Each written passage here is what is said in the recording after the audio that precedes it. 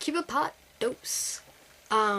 Yes, so I don't know where I left it off, but let's just recap it with Batista was the leader of Cuba, and even when he wasn't in power, he was actually working behind the scenes controlling things.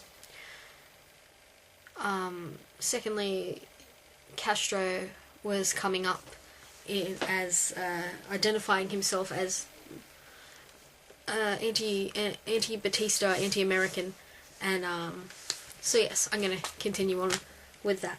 Okay, yes. So under Batista, Cuba had become a playground for the Americans, with organized crime running rife.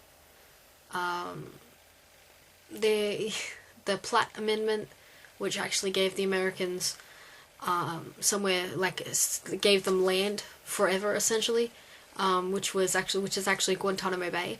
That's American land, so there's nothing anyone can do to reverse that. That's just set in stone.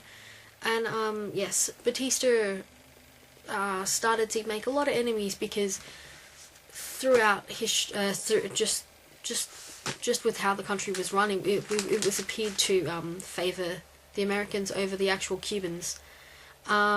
Issues that weren't exactly Batista's fault, but he was sort of blamed for, was about how the wages were the wages were derived from farming, which was seasonal work, so you only got paid for like 3 months out of the whole year. So a lot of poverty came from that. There was, what he can be held responsible for is there were huge insufficiencies of welfare services. So you could turn nowhere if you were a poor farmer.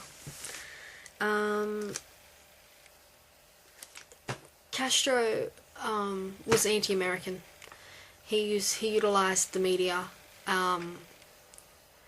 to help turn people against the Americans and Batista, because he supported the Americans, and he had a huge fan base with students mostly, and some of the poorer people. And then once his balls started rolling, he was basically unstoppable.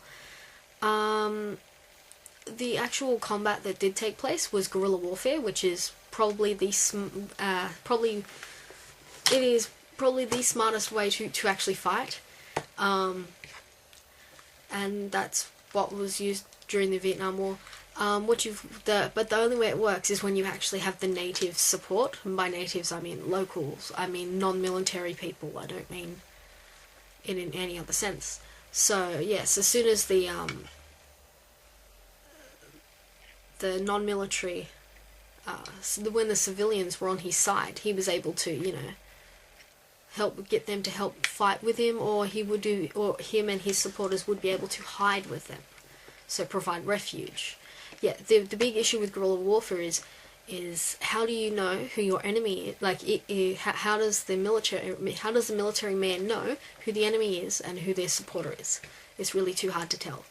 Anyway, okay, so yes, through guerrilla warfare, Batista finally loses. He forfeits and leaves on the 1st of 1959. So that's when Castro takes power. An important thing to note is before taking power, Castro never declares himself to be socialist or communist or have any sort of socialist tendencies. He did say that he was going to give land reforms. That was pretty much his big thing. So yes, once Castro was in power, a lot of people exited. A lot of people left Cuba. A lot of the middle class and richer people left. So that's why there are a lot of Cubans in America, because America accepted them. And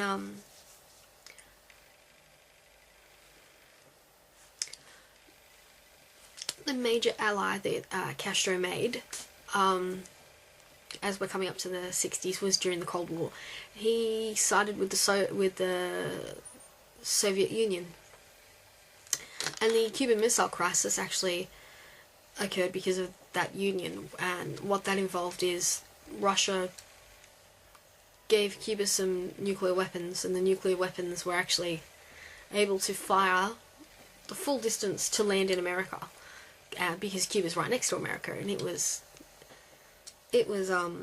Russia's well, not Russia, sorry, it was Soviet Union's basically their wet dream that they could, you know, attack the Americans. Like, it gave them an upper hand. And so yes, that is when the Americans cut off ties, and blockades were, oh, even before that, when Castro was very anti-American, blockades were set up. So yeah,